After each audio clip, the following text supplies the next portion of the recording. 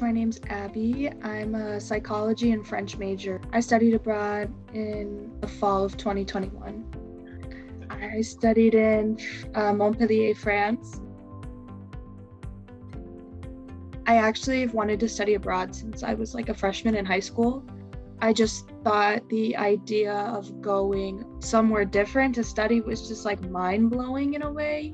And so I knew that the way to get involved with that is by taking language classes.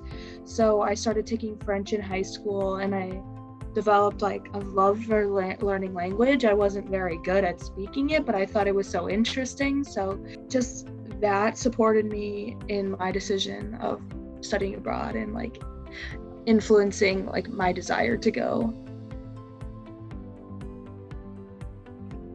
It exceeded my expectations. Academically, it was challenging, but there's all the resources that I needed, and they have such good professors that work for them that were so helpful and understanding. And culturally, we had 3 students who went to our university, and then they brought us around town. They took us to a lot of local bars that were popular, restaurants that were popular with traditional cuisine, and they went with us on excursions. So they took us to like the beach. They went with us on our excursions. So the program had 3 excursions, I believe, or 4 that were offered, and they came with on that. And I think the excursions were definitely a bonus of adding to the cultural experience because we had tour guides. One of them was an overnight experience, so that was really cool. One of the most memorable things for me would be everybody at the end was just saying how much I improved. In one of my courses was a writing course, and I've never done a writing course in French. And so I would just go up to the professor and be like, I don't know what you're saying. I don't know what the assignment says. And I would get like extra help. Just having that connection and like him being understanding, because he also is a language learner as well, so he gets the process, really helped my development a lot. So I had 7 years of French in high school and college.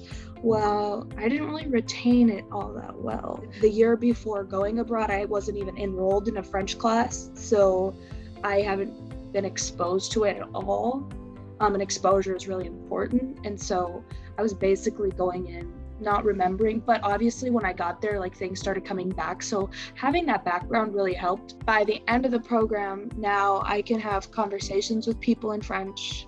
My reading has improved and my writing skills have improved a ton.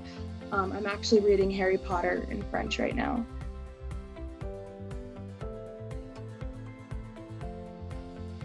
So I was in 4 French classes and 1 English class. I really liked that my grammar professor didn't speak English at all, so it forces you to speak French. And like I said, with my writing professor, he was very understanding of everybody's level. And I think if you're just being honest about if you don't understand, instead of just kind of like faking it till you make it, they'll totally be understandable. My conversation course, I really enjoyed because we got to practice new words, new topics. I was in a direct enroll course, which was social psychology. The professor barely spoke English. That one was really difficult because it was such a complex topic in a certain set of vocabulary words that it was definitely really hard to comprehend what was happening. So the first day when I got there, I didn't eat on the airplane because I was sleeping through the meal. And so I was starving. So I had to go and get food on my own the first day, and I did speak French. And so that was the first challenge, was the language barrier. Another challenge that some of my friends and I talked about was how we felt like we couldn't express ourselves. I'm also not a part of their culture because it's like I'm more of like the American culture, they have the French culture. So the way that I talk or the way that I act wouldn't necessarily even like fit with their social norms. So French in general are like very slow people. And so I've definitely become like a slower person. They're not so rushed to do things. It made me realize how rushed we are, but like how out of touch we are with kind of just living. So they have like a 35-hour work week. Everybody's out doing something. They like really indulge in taking time for themselves. I learned for sure that I have more willpower than I thought I did, because studying abroad by yourself without like family or friends, like pretty much going in by yourself, is really crazy that I did that. Like I was so fearless.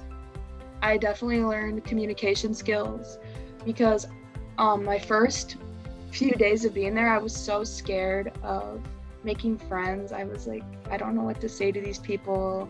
I don't want to seem stupid, so I would look up conversation starters online. And that actually really helped me. And then also a lot of students came from like different parts of the country. And so I asked, like, I got to learn so much. That was like a perfect like way into talking with them and making friends that way. Somebody who's open-minded, for sure. You definitely have to be open-minded. Like we always talked about how it takes like a special type of person to study abroad, and how that's the one thing that made us all like, that we all had in common, is that we all like took the leap to study abroad. You kind of have to be a risk taker, or at least like go out of your comfort zone, for sure. You just have to like have the courage to do it. Don't try to make excuses for yourself of why you shouldn't go. Apply to scholarships. That's my tip. That's advice. Apply to scholarships, because I did not, and I regret it.